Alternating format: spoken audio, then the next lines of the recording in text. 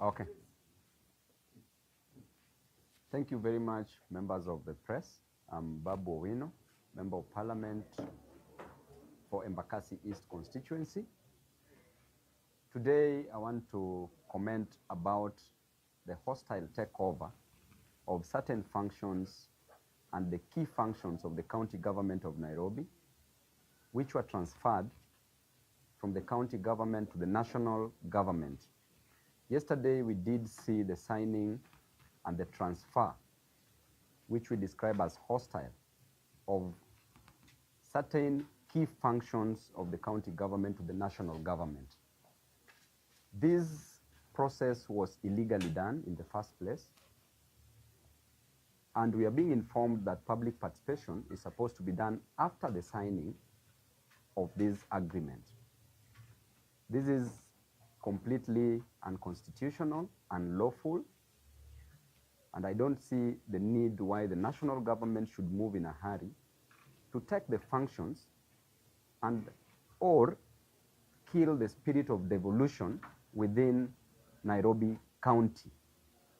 The governor, in his wisdom or lack of the same, did agree to transfer his responsibilities, which were bestowed on him by Nairobians who woke up very early in the morning, Nairobians who trusted that their roads could be done by the governor and has since then not been done, Nairobians who trusted that drainage could be fixed by the governor and has since not been fixed, Nairobians who believed that there will be no rationing of water in Nairobi and there will be sufficient supply of clean water and affordable water to Nairobi residents.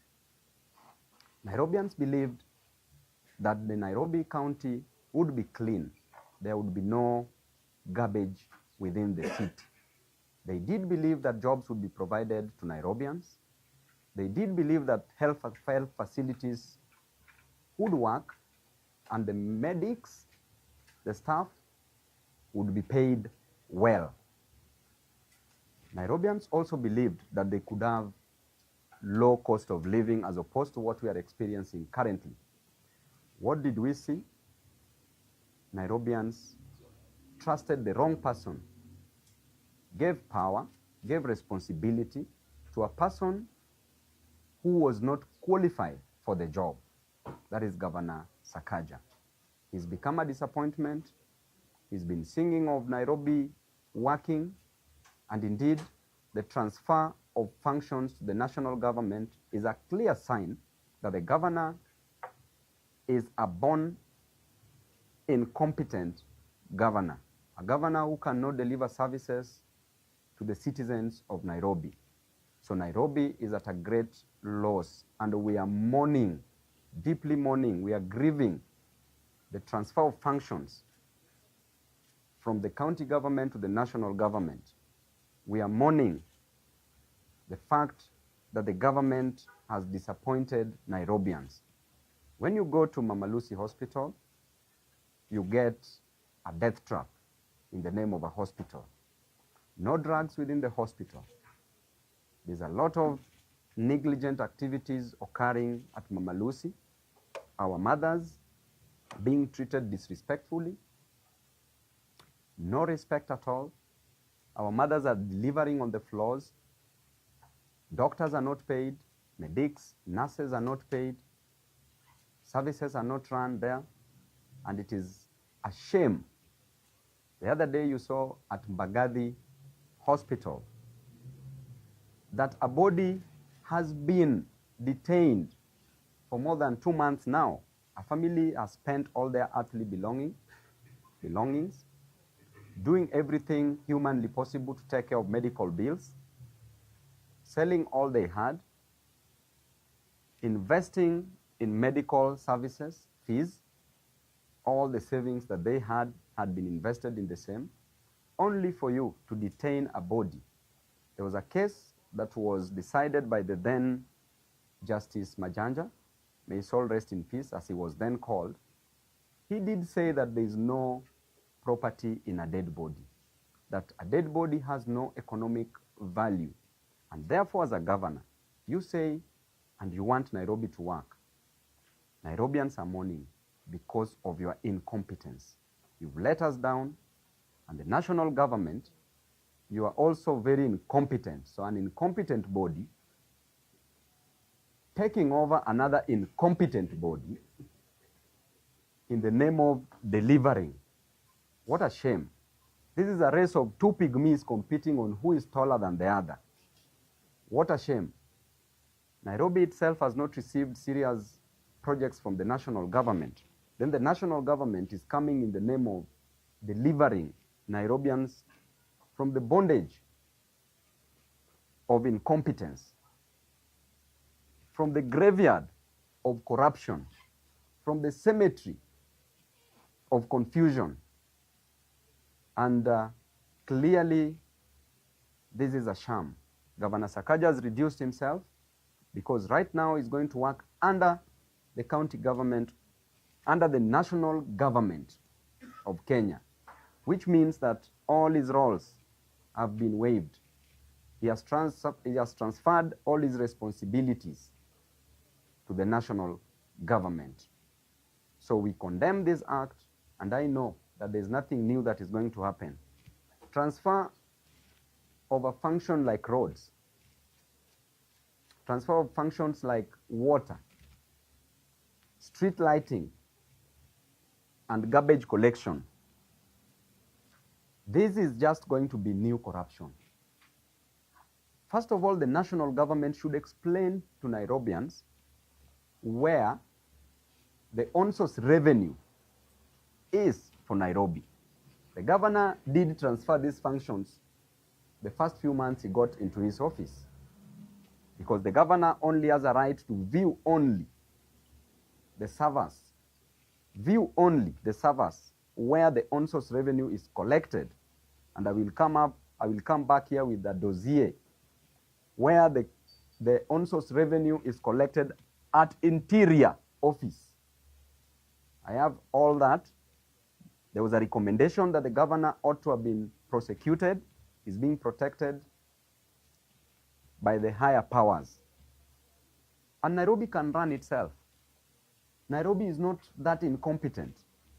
It is a shame that the governor says that he's a governor by birth, yet destroying the same very place that he was born in, leaving it a worse place than he found it.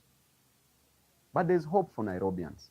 Those who came by bus like myself will make it a habitable, affordable place for those who came both by birth and by bus, to ensure that Nairobi runs and we leave it a better place for Nairobians.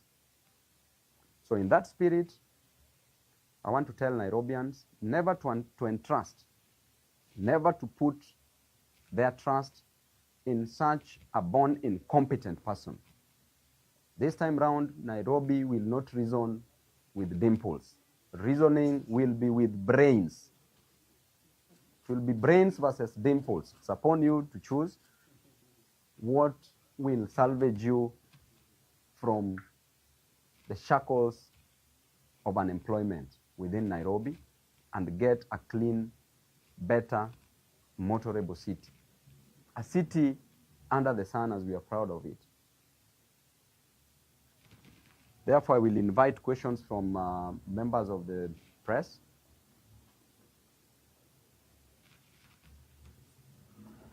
Maybe a question, what would be your take with regards to the representation of the steering committee, whereby we have some cabinet secretaries, majority from the national government versus the ones from the county government? What would be your take on that?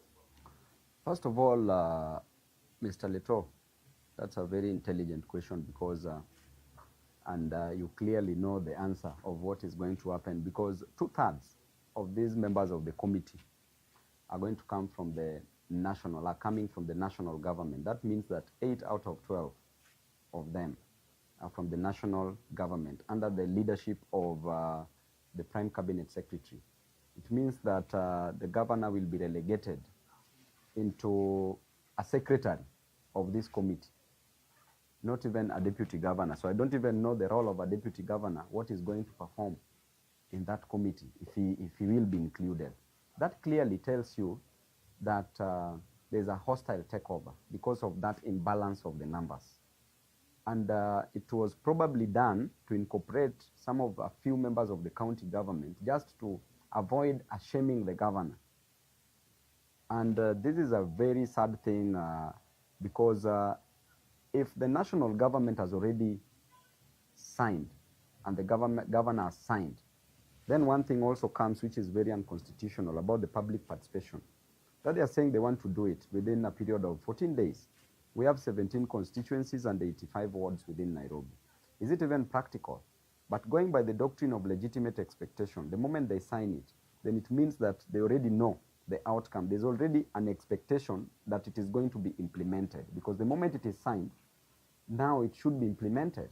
So these are going to be just exercises in futility, PR exercise. Cabinet secretaries are in this. That tells you that there's a complete takeover. A complete takeover. When you have a company and you own 50% of the shares, you own 51% of the shares, and another person has 49, this company belongs to who? To the 51%, correct? And that is why we were fighting that Safaricom ought not to have been sold, should not be sold. Because we know that this Nairobi is going to run under the leadership of President Ruto. Now, the next question is, what intention do they have with Nairobi? What is it that they want to do in 1 year that was never done in 4 years? What is it? What is it that they want to do in 1 year? So it means that these are just corruption scandals that's going to come up. There's going to be pilferage of money. And clearly, the governor is already satisfied. The governor is one of the billionaires now in this city. It's quite unfortunate that he's a governor and he has created a billionaire in himself instead of creating several millionaires within Nairobi County. Yes. Ndio. Rais anasisitiza kwa sasa, anazungumza ile alipo, anasema kwamba hawajachukua kaunti ya Nairobi, kwamba wameshirikiana tu katika kufanikisha majukumu ya kaunti ya Nairobi. Sijui maoni yako yepi kuhusiana na hilo. Pili, kuna hili swala la uwajibikaji. Iwapo serikali ya kitaifa inatoa shilingi bilioni 80 kwa serikali kwa kaunti ya Nairobi, je, vipi uwajibikaji utafanyika? Utafanywa na bunge la kitaifa ama seneti ama kama kaunti? It becomes a problem if I... Yes. Unahisi kwamba Governor Sakaja amefeli katika kutia saini mkataba huu, na inadhihirika kwamba amefelisha kazi ya kaunti ya Nairobi? Jambo la kwanza, in the spirit of devolution, tunaambiwa ya kwamba hii mambo ya devolution rais mwenyewe anaiua, kwa sababu Nairobi as a capital city that controls a very large percentage of our economy. The president is now assuming the roles of a governor. So we have a president of the Republic of Kenya in Ruto, then we have a governor of Nairobi, now is President Ruto, not Sakaja. That clearly tells you that the spirit of devolution has been destroyed. So therefore the next question is, nani anafaa keep checks and balances in terms of even auditing ya county? Because now it is partly the function inafaa iwe ya Senate. But now kuna national government that comes in. So which committees should they be subjected to within Parliament? That is the National Assembly and the Senate. So there's a lot of confusion, and that is why I'm telling you, in a scandal where these people wanataka wakule pesa za wana Nairobi, kwa sababu hawataki hata wawe audited. There's no auditing. Jambo nyingine, president anasema ya kwamba, anasema hajachukua Nairobi. The moment aliita governor, wakakubaliana na wakaforma committee. Hii ni a new NMS. So kusema anataka kuweka 80 billion is neither here nor there. Kwa sababu the county government of Nairobi in itself iko na debt ya close to around approximately 121 billion Kenya shillings, pending bills. These pending bills, you remember we were told that national government was supposed to pay it because NMS are the ones who did this. But they did it on behalf of the county, which means that the county also ought to have come in because these were functions of the county government. So this clearly tells you that if 121 billion cannot be paid, are they going to avail the 80 billion to do this job? And up to now, the last 4 years, 80 billion was not availed for Nairobians to do something. Are they going to work on it? Let me tell you, problem like water challenge, the national government, together with the county government, needs a total of only 100 billion Kenya shillings. And every Nairobian will receive water on a daily basis from Monday to Sunday by constructing more dams, around 2 to 3 dams. We only need close to around 100 billion. And we solve this water challenge permanently.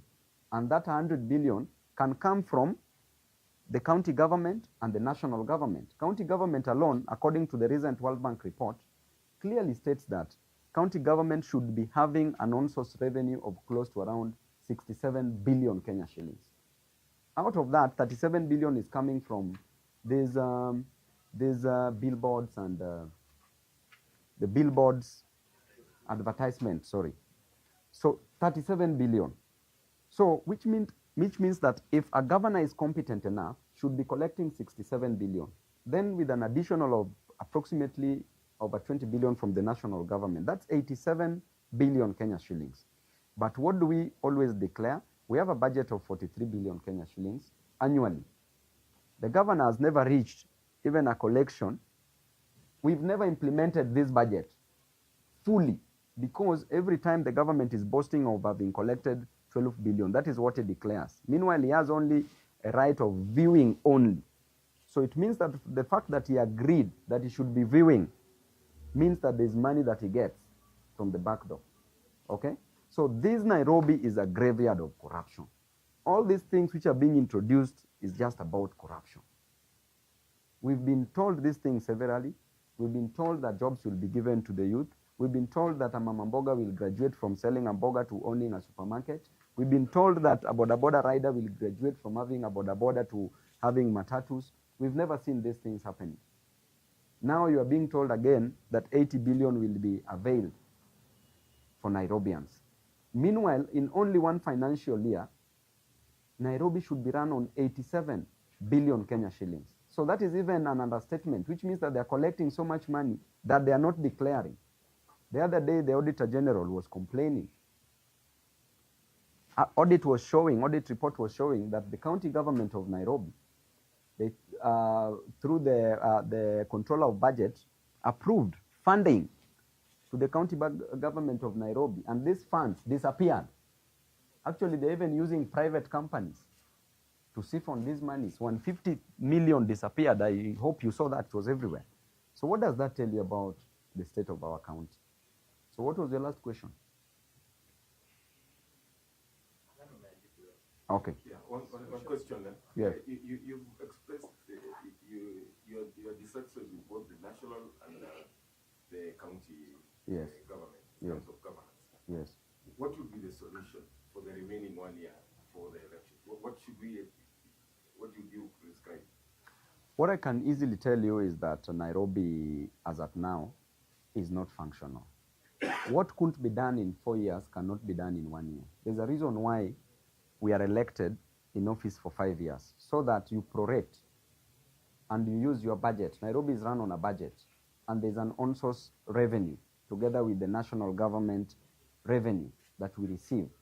And if we've never implemented this budget to its full, then there's nothing to expect. There's no miracle to expect. The only thing that we want is that Nairobians should change the leadership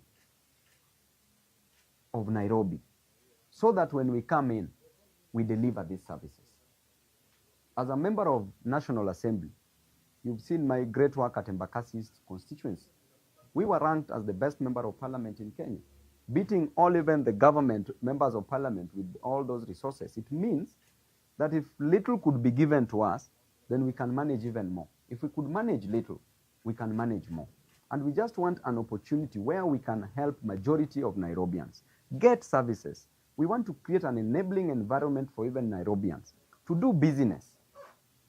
This idea of making these licenses too expensive, exorbitant, for no reason. You are even getting little revenue. When you go by the demand and supply curve, you'll get little revenue, because when you put the values to be so high for licenses, then it means the demand will be low. People will be starting their own businesses without even taking licenses. But when the prices are low, the demand will be so high. So Nairobi needs brains, not dimples. Yes, Mudoka. Okay. Are you aware of any discussions to challenge this court? Do you support the petition trying to stop this so-called? Of course, there should be no illegality in running a government, a county government, a national government. This is an illegality. An illegality has been committed. So definitely I would support any petition that is taken before any competent court of law, so that Nairobians can be given what rightfully belongs to them. Nairobi has money because governor has been collecting money. Where is this money going to? He's only celebrating that I've served now 60 million plates. Honestly. Do we want to, what is happening with this Nairobi? Eh? As we feed the stomach, we need to feed the brains, because we need to feed the governor's brains, because he's confused. So we are not fighting the school feeding program, but we will do it in a better way, where no parent will even give 5 shillings. Because that 5 shillings in a year for the total parents, kids in the school, amounts to approximately 200 million per year. Where does that money go to? The French money, French government, money from the French government. Where does it go to? Over 150 million Kenya shillings. The 4 billion that was set aside for it. So we look at what is happening, honestly. Leto, with 4 billion, how many jobs can you create in Nairobi? To be honest. I'm sure we agree there are challenges in Nairobi, very unique challenges. And one would want to know what would have been the solution if not then cooperation between national government and the county government. Is it impeachment? Is it designation? Or what ought to have been done? First of all, there are no unique challenges in Nairobi.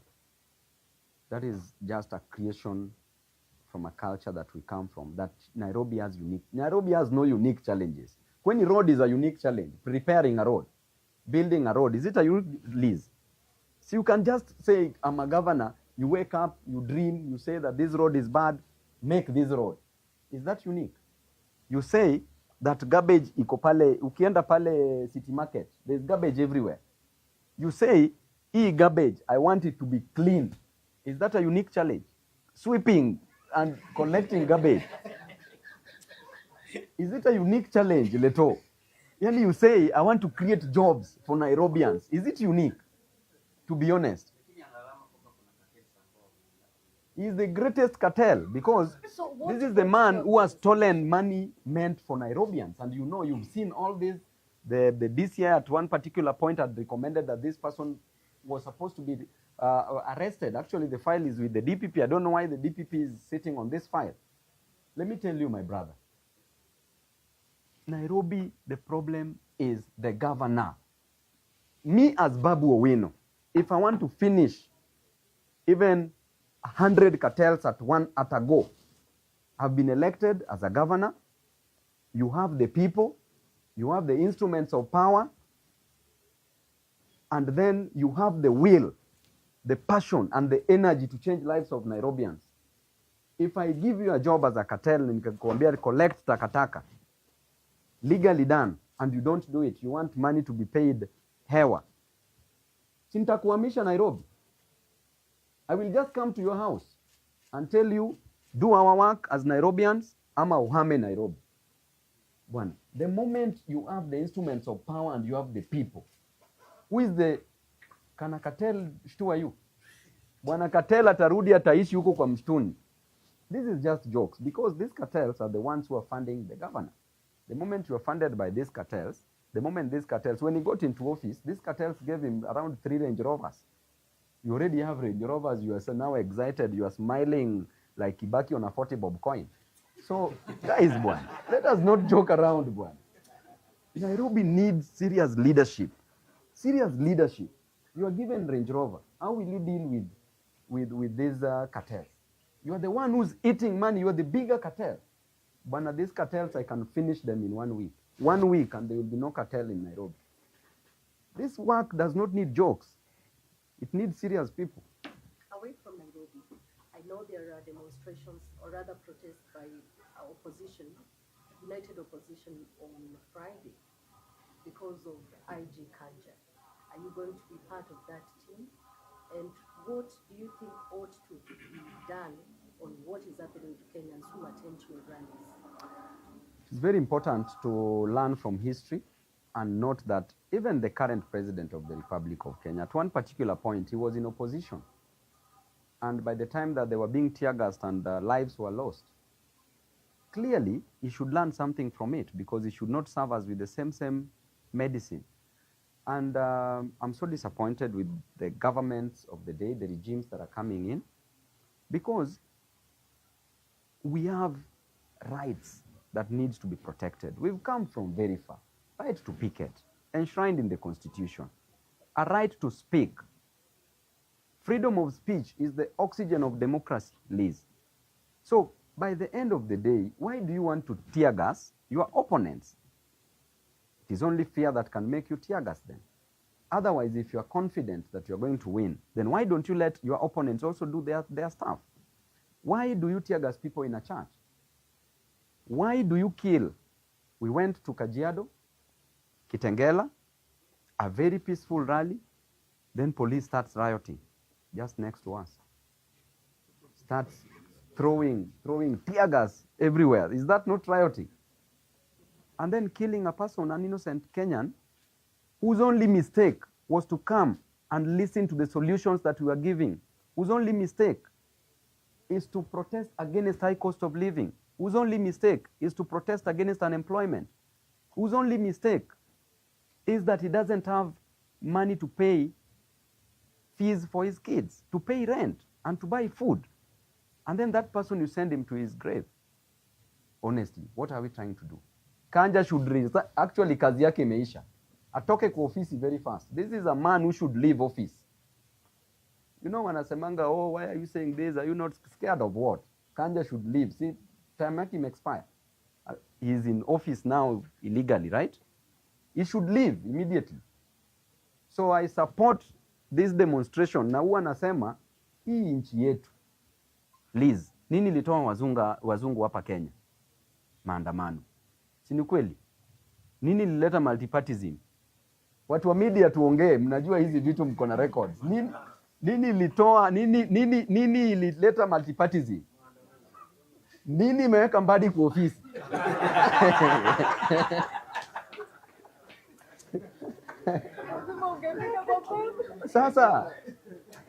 Sasa hata Ruto mwenyewe alienda maandamano. Si ni kweli? So mambo yangu naenda kupanga. Of course mimi ni king of maandamano, my brother. Hakuna maandamano yote nimewahi fanyika hii Nairobi yenye sijawahi organize. So which means I'm always at the top. Sindio? I'm always the organizer. Which party are you likely to run on now that I think that is tomorrow's problem. We will solve it tomorrow. Today's problem is talk about Nairobi County and maandamano. Yeah.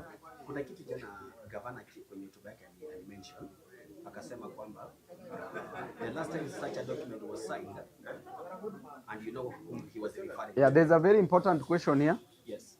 So in his speech he said the last time such a document was signed, of course you know alikuwa na refer kwa nani, lakini yeye jana akasema walikunywa chai wakazungumza wakajadiliana. Unafikiri labda alikuwa chini ya himaya ya ushauri wa mtu fulani ambayo hakuwa na option? Njia pekee ilikuwa ni wakubaliane kuweka huo mkataba. You know, for the county government to notice, an incompetent national government to notice that the governor of Nairobi is incompetent, it means that indeed the county government is incompetent. right? So the idea of signing is coming as a result of trying to help Sakaja from these challenges because he's already incompetent. He can't deliver. A person who signs, it doesn't matter where you sign it, on a tree, under the bed, in your own house, and you present it to State House, or hiding, you've signed it, meaning that you've already said that this work is too heavy, I can't manage it, and therefore help me manage.